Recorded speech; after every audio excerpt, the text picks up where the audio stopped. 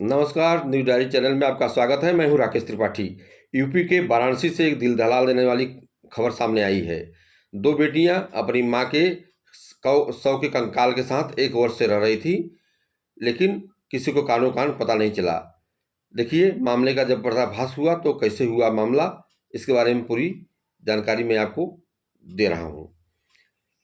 वाराणसी में लंका के पास गंगा के तट पर रामकृष्ण पांडे ने मकान बनवाया था 22 साल पहले, और वह मूल रूप से बलिया के रहने वाले हैं। रामकृष्ण पांडे, उनको 3 बेटियां थीं, जिसमें बड़ी बेटी उषा की शादी उन्होंने बलिया में ही देवेश्वर तिवारी के साथ किया था 30 साल पहले।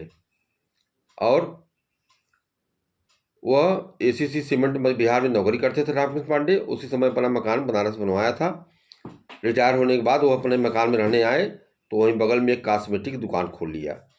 इधर उनकी बेटी उषा त्रिपाठी से उनके दामाद देवेश्वर से पटरी नहीं बैठी, दोनों में अनबन हो गया। तो 10 साल से उषा अपने पिता के घर आकर रहने लगी है। बनारस काशी के जो लंका में स्थित गंगा तट पर बना मकान था, और पिता के कॉस्मेटिक दुकान थी, उसी दुकान देखने लगी। पिता रामकृष्ण पांडे के साथ काफी रहने लगी उषा त्रिपाठी। उसके भी इसी बीच में पल्लवी, जो उषा की बेटी थी, उसका नाना से पटरी नहीं बैठा, और उसके व्यवहार से नाना यहाँ से रुष्ट होकर चले गए दूसरी बेटी के घर लखनऊ, जहाँ पर उसकी दूसरी बेटी मछली बेटी रहती थी। दूसरी बेटी तीसरी वाली लखनऊ में, वहाँ उनके घर चले गए थे रहने के लिए। और 2 महीने पहले वो एक बार आए थे यहाँ पर लंका बने घर पर, लेकिन वो दोनों नतनियों ने उनको घर में जाने नहीं दिया, पल्लवी और वैष्णवी ने। बता दें कि पल्लवी मास्टर डिग्री की हुई है और वैष्णवी 10 तक पढ़ी है, 10 के बाद पढ़ाई छोड़ दिया है। तो घर नहीं घुसने दिया उनको। तो वो बगल में ही वहाँ पे वहीं रमेश सिंह नाम के एक पड़ोसी थे, उनके घर पे बने गए और चाय पानी किए। उनको अपना नंबर दे दिए थे, कभी ज़रूरत पड़ेगी तो हमसे बात करिएगा। इधर क्या हुआ कि जब वो दोनों लड़कियां माँ के मरने के बाद उनका जेवरात जो था उसको बेच करके खाई, और इधर जो है प्रधानमंत्री गरीब अन्न योजना अंतर्गत राशन कार्ड बना हुआ था, उस राशन कार्ड से राशन मिल रहा था, उससे अपना जीविकोपार्जन करती थी। और पैसा जब खत्म हो गया जेवरात बेचने वाला, तब वो पड़ोसियों के यहाँ से मांग कर खाने लगी 4-5 दिनों से, दोनों बहनें वैष्णवी और पल्लवी। इसकी भनक रमेश सिंह को लगी, तो उन्होंने उनके नाना रामकृष्ण पांडे को सूचना दिया लखनऊ में कि ऐसे ऐसा मामला है और इस तरह की बात चल रही है यहाँ पे, लेकिन आपकी बेटी उषा नहीं दिखाई दे रही है।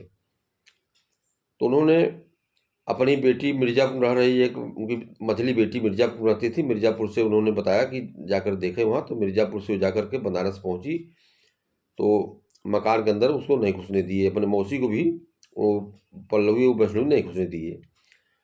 तो उसने जाकर के यशोलंका शिवाकांत मिश्रा से संपर्क किया। यशोलंका आए, किवाड़ी तोड़ करके अंदर घुसे तो अंदर का दृश्य देखकर अवाक रह गए। अंदर दोनों बेटियां माँ के शव के साथ, कंकाल के साथ लिपट कर रो रही थी, और एक सफ़ेद रंग के रजाई में ढककर रखी हुई थी। ये स्थिति को देख करके एक अजीब स्थिति वहाँ उत्पन्न हो गई थी, और दोनों लड़कियों का मानसिक स्थिति भी ठीक नहीं चल रहा दिखाई दिया।